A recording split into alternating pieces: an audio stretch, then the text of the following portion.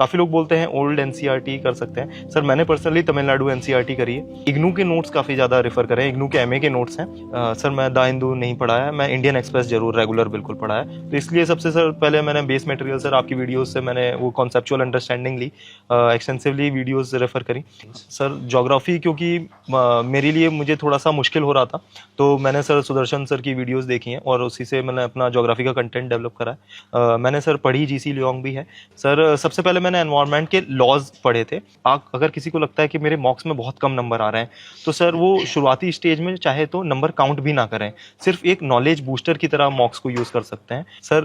कहीं ना कहीं मुझे लगता था कि साइंस में मेरे पास एक थोड़ा सा एडवांटेज रहता था जी सर। अखबार में यूजुअली सर मैं थोड़ा अच्छा टाइम देके पढ़ता था, तो sir around 60 to 70-80 minutes sir हो जाते थे। और सर नोट्स न्यूज़पेपर के नहीं बनाए हैं, करंट अफेयर्स की मैगजीन्स कंपाइलेशन सर कभी नहीं करें, क्योंकि सर मेरे लिए पढ़ना, मैं ट्राई एक दो बार करा था सर, पर पढ़ना बहुत मुश्किल हो जा रहा था मेरे लिए सर। एथिक्स के लिए सबसे पहले मैंने भी सर काफ़ी टॉपर टॉक्स में ही ये सुना था, एक एक कंसेप्चुअल अंडरस्टैंडिंग की बात, एक शॉर्ट उसकी डेफिनेशन, एक लॉन्ग डेफिनेशन। अगर हम ये चीज़ एक बार डेवलप कर लें। निबंध सर निबंध का सर कुछ ऐसा सर सोर्स मटेरियल नहीं मिला है। मेडिकल साइंस जो लोग विद्यार्थी उसकी तैयारी करें तो क्या बुक रिसोर्सेज या क्या रेकमेंड करेंगे आप? जी कि मैं कभी फर्स्ट रैंक इमेजिन भी नहीं कर पाया था, क्योंकि मुझे पता था सर कहीं ना कहीं मार्क्स कैप्ड हैं, बट थैंकफुली सर यहाँ पे हुआ है सर। मैं हंस रहा हूँ, मतलब ऐसा ना सोचिए। नहीं सर बिल्कुल। अच्छा ये रियल है, ये अनअकैडमी का बंदा लग रहा है मेरे को, है ना? आप रियल वाले हो क्या? सच में आप अनअकैडमी के हो? बिल्कुल बिल्कुल सर। अरे यार वेरी गुड यार। नमस्कार मित्रों, तो आज के इस सेशन में हम बात करेंगे डॉक्टर अनुज अग्निहोत्री जी से। आपने रैंक 1 हासिल किया है मेडिकल साइंस में ऑप्शनल के साथ। सीधा हम पॉइंट पे आते हैं। सब्जेक्ट वाइज रिसोर्स लिस्ट आप बता दें बच्चों को तो सुविधा हो जाए। Starting with history, prelims and mains के लिए क्या करना है? बिल्कुल सर, एक हिस्ट्री का मुझे लगता है क्योंकि इतनी कॉम्प्रिहेंसिव हो जाती है, और कहीं ना कहीं मेंस में हिस्ट्री को मैं मानता हूँ कि मेंस में हिस्ट्री कंपैरेटिवली इजी है प्रीलिम्स के मुकाबले, क्योंकि प्रीलिम्स में जो इन्फॉर्मेशन पूछी जा रही है बहुत ज़्यादा फैक्चुअल एट टाइम्स हो रही है।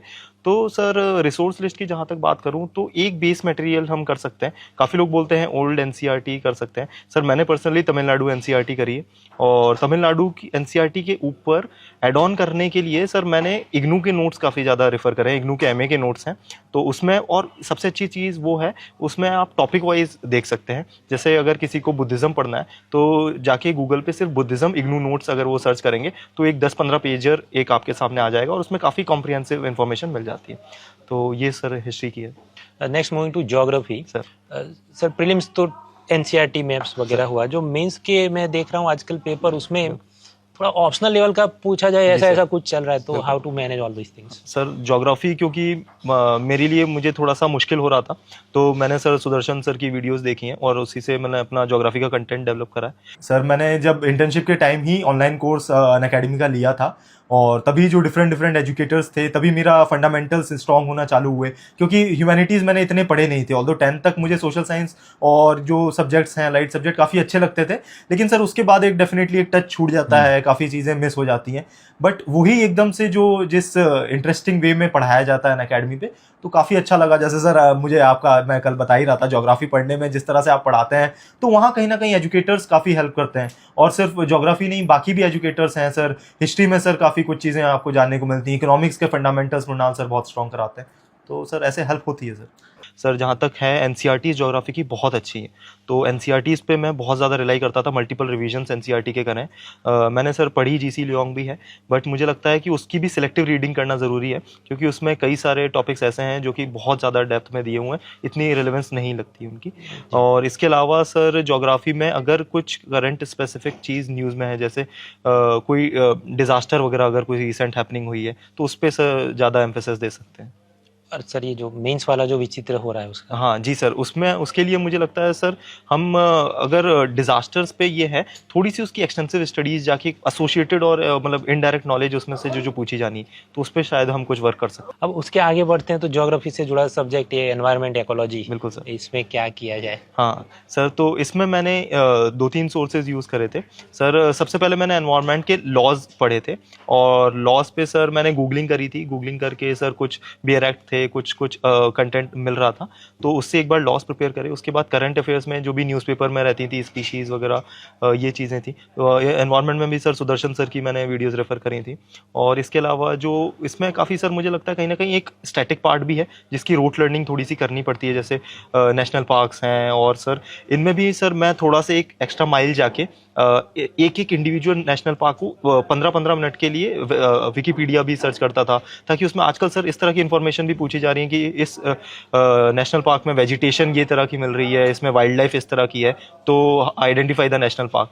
तो घुमा फिरा के भी क्वेश्चंस पूछे जा रहे हैं, तो मुझे लगता था कि कहीं थोड़ा टाइम इन्वेस्ट करें तो हो सकता है सर इसमें। इकोनॉमी में क्या आपने मेहनत? बिल्कुल सर, मुझे लगता है सर इकोनॉमिक्स में सबसे पहला सर इंपॉर्टेंट टास्क है सर फंडामेंटल्स अंडरस्टैंड करना, क्योंकि ऐसे फिनोमेना है सर, जैसे मतलब रेपो रेट अगर किसी को नहीं समझ में आएगा तो उसके लिंकेजेस, मनी करेंसी रेट और इन सब से फ्लक्चुएशन, तो इसलिए सबसे सर पहले मैंने बेस मटेरियल सर आपकी वीडियोस से मैंने वो कॉन्सेप्चुअल अंडरस्टैंडिंग ली, एक्सटेंसिवली वीडियोस रेफर करी। और सर उसके बाद मुझे कहीं ना कहीं लगता है sir economics is one of the subject जिसमें करंट से रिलेटेड चीज़ें काफ़ी ज़्यादा रहती हैं। तो न्यूज़पेपर में इकोनॉमिक्स का जो पेज रहता है सर उसको बहुत इन डेप्थ पढ़ता था सर, और उससे रिलेटेड जो भी चीज़ें मुझे लगता था कि इस पे और रिसर्च करनी चाहिए, तो उसकी गूगल पे जाके और रिसर्च करता था। सर ये जो पॉलिटी है, ठीक है, प्रीलिम्स में तो लक्ष्मीकांत वगैरह से काम हुआ, लेकिन पॉलिटी मेंस पेपर 2 जो है गवर्नेंस और ये सब पूछ रहे हैं, थोड़ा लीग से हटके पूछ रहे हैं, बहुत सारे लोग सर परेशान हैं, तो क्या इसका इलाज है? हाँ सर, मतलब इसमें मुझे लगता है कि सर मैंने जो गवर्नेंस वाला है, सोशल जस्टिस वाला है, सोसाइटी वाला है, और ये सारे सब्जेक्ट सब क्लब करके सर पढ़े, और इसमें GS1 का भी, GS2 GS3 तीनों आ जाते हैं। तो इसमें सर मैंने इसको थीमेटिक डिस्ट्रीब्यूशन करा सर, इसमें मैंने निकाला सर विमेन ओरिएंटेड सब्जेक्ट्स हैं, डिसेबिलिटी ओरिएंटेड सब्जेक्ट्स हैं, and different age groups, different gender specific ऐसे।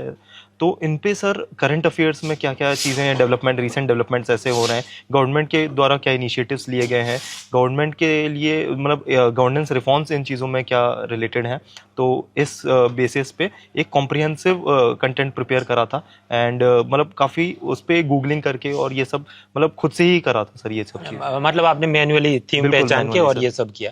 अच्छा सर, ये जो मेंस पेपर 2 में जो गवर्नेंस मतलब पॉलिटी वाला जो आता है, जी सर। कुछ लोग बताते हैं द हिंदू के जो कुछ कुछ चीजें हैं, तो द हिंदू पर आपने कितनी निर्भरता रखी है? सर मैं द हिंदू नहीं पढ़ा है, मैं इंडियन एक्सप्रेस जरूर रेगुलर बिल्कुल पढ़ा है। पिछले 5-6 साल से मैं डेली बेसिस पे इंडियन एक्सप्रेस पढ़ता आया हूँ, और सर मैं सिग्निफिकेंट सक्सेस उनको भी वो करता हूँ, क्योंकि मुझे लगता है कहीं ना कहीं प्रीलिम्स में तो खासकर, और सर मतलब इनफैक्ट इंटरव्यू में भी और मेंस में भी इंडियन एक्सप्रेस का रोल काफ़ी हो जाता है, क्योंकि एक तो वहाँ पे आपको डाइवर्स सब्जेक्ट मिलते हैं, और सर मेरा कहीं ना कहीं ये भी रहता था कि रादर देन मैगजीन्स और जो कंपाइलेशंस होते हैं उनको थोड़ा सा इंफॉर्मेशन ओवरलोड हो जाता है, तो कहीं ना कहीं न्यूज़पेपर के साथ एक फन वे में भी थोड़ा सा पढ़ना हो जाता है सर। जी। तो इस तरह से और ये सर जो साइंस है आजकल, मतलब थोड़ा 11-12 वाला जो है, सर। फिजिक्स केमिस्ट्री बायोलॉजी कम दिख रहा है और बिल्कुल अलग ही पूछ रहे हैं, जी सर। तो क्या है उसका हाँ इलाज? सर, कहीं ना कहीं मुझे लगता था कि साइंस में मेरे पास एक थोड़ा सा एडवांटेज रहता था, क्योंकि साइंस में भी अंदर सब पार्ट्स हैं, तो उसमें जो हेल्थ वाला पार्ट था तो सर वो मेरे लिए एक एडवांटेज था। इसके अलावा भी बहुत सारी टेक्नोलॉजी, नैनो टेक्नोलॉजी हो गई, और भी तरह तरह की टेक्नोलॉजीज जो कि एडवांसमेंट सर इतनी रफ्तार में हो रहा है, तो उसके साथ पेस रखना थोड़ा सा मुश्किल तो है, लेकिन मैं कहीं ना कहीं सर इसमें रिलाई करता था न्यूज़पेपर पे, और इंटेंसिव गूगलिंग करना, और यूट्यूब पे भी अगर कुछ ऐसा रिसोर्सेज ऐसे मिल रहे हैं जो कि अगर सर मुझे लगता था कहीं ना कहीं अगर हम PYQs को स्टडी करें तो एक अंडरस्टैंडिंग, थीमेटिक अंडरस्टैंडिंग मिल सकती है कि किस तरह से क्वेश्चन स्पेसिफिकली प्री में सर तो किस तरह से UPSC क्वेश्चंस पूछ रहा है, तो वो सर कहीं ना कहीं आपको हेल्प करेगा कंटेंट फिल्टर आउट करने में सर। जी सर, हमने ये जो 5-6 कोर सब्जेक्ट थे, geography, environment, history, science, economy, polity, ये देख लिया। अब ये जो करंट अफेयर्स है, राइट सर। उसके लिए क्या आपकी? जी सर, सबसे ज़्यादा तो मैं न्यूज़पेपर को अगेन कहूँगा। इसके अलावा सर कोई भी रिसेंट डेवलपमेंट्स अगर हुए हैं जो कि मुझे लगता है कि शायद न्यूज़पेपर में पूरी तरह से होलिस्टिक कवरेज नहीं हुई है, तो सर उसको मैं अलग से जाके सेपरेट पार्ट में पढ़ता था, और उसका स्टैटिक और करंट लिंकेज भी करता था, क्योंकि ज़्यादातर क्वेश्चन सर मुझे लगता है कहीं ना कहीं लिंकेजेस बेस्ड भी आजकल आने लगे हैं। कोई एक रिसेंट डेवलपमेंट वाली चीज़ लेंगे, करंट अफेयर्स वाली, उसको स्टैटिक्स से कंपेयर करके, स्टैटिक्स से लिंक करके क्वेश्चन पूछ लिया जाएगा। तो मतलब what was your workflow like? मतलब अखबार कितने टाइम तक पढ़ते थे, नोट्स कितने बनाते थे? जी सर, अखबार मैं यूजुअली सर मैं थोड़ा अच्छा टाइम देके पढ़ता था, तो sir around 60 to 70 80 minutes sir हो जाते थे। और सर नोट्स का न्यूज़पेपर के नहीं बनाए हैं। मैं ये करता था सर, अगर कुछ मुझे वैल्यू एडेड मिल रहा है तो मैं अपने जो सोर्स मटेरियल हैं वहाँ पे ऐड ऑन कर देता था सर। कुछ भी अगर मुझे इकोनॉमिक्स ओरिएंटेड चीज़ मिली, कुछ ऐसा मुझे लगा कि ये चीज़ पूछी जा सकती है, तो फिर मैं नोट्स में सर अपने ऐड कर देता था सर। जी सर, ये करंट अफेयर्स के नाम पे आप जानते हैं सब 1 साल 2 साल के सब कंपाइलेशन वगैरह आते हैं, उस पर आपकी निर्भरता रही है? अगर हाँ तो कितनी? नहीं रही है तो भी आप बोल सकते जी हैं। सर, मैं मतलब कभी सर करंट अफेयर्स की मैगजीन्स कंपाइलेशन सर कभी नहीं करें, क्योंकि सर मेरे लिए पढ़ना मैं ट्राई 1 2 बार करा था सर, पर पढ़ना बहुत मुश्किल हो जा रहा था मेरे लिए। इतना इन्फॉर्मेशन ओवरलोड हो रहा था, तो बहुत ज़्यादा देर तक मैं पढ़ ही नहीं पा रहा था वो। तो इसलिए सर मुझे कहीं ना कहीं वो चीज़ हेल्प नहीं करती। जी, अब 3 4 जो आखिरी सवाल बचते हैं सर, एथिक्स के लिए क्या किया? सर एथिक्स के लिए सबसे पहले मैंने भी सर काफ़ी टॉपर टॉक्स में ही ये सुना था कि एथिक्स के लिए जो बहुत एक्सटेंसिव उसका सिलेबस दिया हुआ है मेंस का, उसमें इंडिविजुअल एक एक कीवर्ड की सर सबसे पहले हम अंडरस्टैंडिंग डेवलप कर लेंगे। एक एक कंसेप्चुअल अंडरस्टैंडिंग की बात, एक शॉर्ट उसकी डेफिनेशन, एक लॉन्ग डेफिनेशन। अगर हम ये चीज़ एक बार डेवलप कर लें सारे, मतलब मुझे लगता है कहीं ना कहीं अगर हम कीवर्ड्स निकालेंगे सिलेबस से तो अराउंड 100 कीवर्ड्स उसके निकल कर आएंगे। इन सब पे एक बार ये वाली एक्सरसाइज हो जाएगी, फिर इसके बाद सर हम सोचेंगे कि इस चीज़ को हम रियल लाइफ में कहाँ देखते हैं। हमारे personal examples, real life examples, mythological examples या फिर इमेजिनरी एग्जाम्पल्स, इन सब की एक हम अगर कंटेंट अपना खुद का डेवलप कर लें तो हेल्प करता है। और sir case studies? Sir case studies के लिए मुझे लगता है कि इम्प्लाइड नॉलेज ज़्यादा हो जाती है, जितनी हमने एथिक्स के लिए ये सब कंपाइल करा है सर, इसी को अगर हम राइटफुल और ऑनेस्ट वे में अप्लाई कर दें सर, जो कि हम एक्चुअल उस चीज़ को इमेजिन करें कि आगे जाके सर, ज़्यादातर case studies as a bureaucrat आपको उसके बूट्स में स्टैंड करने के लिए बोलती हैं। तो यदि हम ऑनेस्टली अपना रिव्यू दें, ऑनेस्टली अपना ओपिनियन दें, तो मुझे लगता है कहीं ना कहीं वो रिफ्लेक्ट होती है सर मार्क्स। जी सर, निबंध? सर निबंध का सर कुछ ऐसा सर सोर्स मटेरियल नहीं मिला है, और मुझे लगता है सर कहीं ना कहीं वो रिफ्लेक्शंस हैं आपके थॉट्स के, आपके लाइफ लॉन्ग एक्सपीरियंसेस के। तो मुझे लगता है सर कि निबंध के लिए हम उसमें कुछ value addition in the sense कि हम एक टेम्पलेट बेस्ड उसमें कुछ कुछ चीज़ें रेडी कर सकते हैं, क्योंकि सर कहीं ना कहीं कभी हम टाइम की भी शॉर्टेज उसमें फेस कर सकते हैं कुछ लोग। जैसे मुझे लगता था सर मेरे सेकंड वाले ऐसे में टाइम की कहीं ना कहीं शॉर्टेज होती थी, तो मैं कुछ ऐसे टेम्पलेट 5 10 कंक्लूजन्स और इस तरह से, मतलब बहुत जेनरिक फिलोसॉफिकल या फिर आउटकम ओरिएंटेड कंक्लूजन्स ऐसे रेडी करके जाता था, ताकि मैं उससे कहीं ना कहीं कुछ रिलेटेड मैं लिख सकूं। तो वो चीज़ मैं कहूँगा सर। जी, और ये जो मतलब मुझे लगता है आप जो अखबार सुकून से पढ़ रहे थे उसमें से भी काफ़ी मटेरियल मिला बिल्कुल, होगा, बिल्कुल फिलोसॉफिकल और ये सब निबंध? बिल्कुल सर। अच्छा सर, इसके बाद जो ऑप्शनल है सर, सबसे पहले तो गुजरात के उन सभी डॉक्टरों की तरफ से उन्होंने मुझे कहा आपको धन्यवाद करें जिन्होंने 2005 से 15 में तैयारी की थी, क्योंकि उस वक्त ये जो मेडिकल साइंस है it was not performing so well.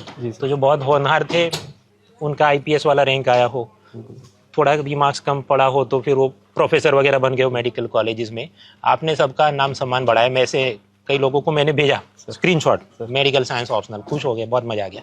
तो बाकी सब चीज़ें ठीक है, आपने जो उनको वापस हौसला दिया है। मेडिकल साइंस जो लोग विद्यार्थी उसकी तैयारी करें तो क्या बुक रिसोर्सेज या क्या रेकमेंड करेंगे आप? जी सर, मैं सबसे पहले तो जो मेडिकल साइंसेज के स्टूडेंट्स को उनको यही कहूँगा कि आप आराम से एक बार ऑप्शनल चूज़ करने से पहले आराम से अपना ड्यू कंसिडरेशन लें, और एक बार PYQs देखें, सिलेबस देखें, the vastness of the syllabus देखें। अगर आपको लगता है कि मैं कॉन्फिडेंट हूँ, और क्योंकि सर एक चैलेंज मुझे ये मेडिकल साइंस में ये फेस करना पड़ा था, क्योंकि सिलेबस इतना वास्ट हो जाता है सर, तो उसको रिवाइज करना वो अपने आप में एक बर्डन फील होने लगता है सर। तो वो एक बार आप अपना देख लें कंफर्ट लेवल आपका मेडिकल साइंसेज में कितना है। और अगर आप मेडिकल साइंसेज चूज़ कर रहे हैं तो कहीं ना कहीं आप कॉलेज के टाइम पे मतलब अगर फाइनल ईयर में या फिर इंटर्नशिप के टाइम पे कुछ जो पैरेलल्स आप वहाँ से ढूंढ सकते हैं, जो कि आपको कॉलेज में भी वो क्वेश्चंस पूछे जाने हैं, और सिलेबस से अगर आप निकालते हैं तो वो एरियाज आप कॉलेज के टाइम पे प्रिपेयर कर लें तो अच्छा रहेगा। नहीं तो आप अल्टरनेट ऑप्शनल्स भी स्टडी कर सकते हैं। जी, मतलब आपकी जो कॉलेज की बुक्स है वही आपको उपयोगी होती जी है? सर, बुक्स के लिए तो बिल्कुल सर, जो आपने स्टैंडर्ड बुक्स कॉलेज में पढ़ी हैं वही सेम की सर, मुझे कहीं ना कहीं लगता है कि मेडिकल साइंसेज जो ऑप्शनल में क्वेश्चंस पूछे जाने हैं, क्वेश्चंस नए नहीं आएंगे, क्वेश्चंस आपको फेमिलियर ही आएंगे, लेकिन वो वास्टनेस इतनी ज़्यादा हो जाती है, और सर बिना रिवीजन के मेडिकल साइंस में पेपर मतलब ऑलमोस्ट जीरो नॉलेज हो जाती है। जी सर, आप जानते हैं 1 2 साल बाद यूपीएससी तो एनुअल रिपोर्ट निकालेगी, तो कुछ डेटा पर आप जो लोग टॉपर बन जाते हैं उनके इंटरनल ग्रुप और ये सब रहता है, तो अंदाजे से मेडिकल साइंस से कितने विद्यार्थी पास हुए होंगे या पहले से पढ़े, जैसे कि लॉ ऑप्शनल में इस बार ज़्यादा हुए हैं, ऐसी कुछ बातें सर? सर मैं सिर्फ मतलब मेडिकल साइंसेज से टॉपर तो सर मैं मैडम को जानता हूँ सर, एक 2012 में सर टॉपर मैडम थी।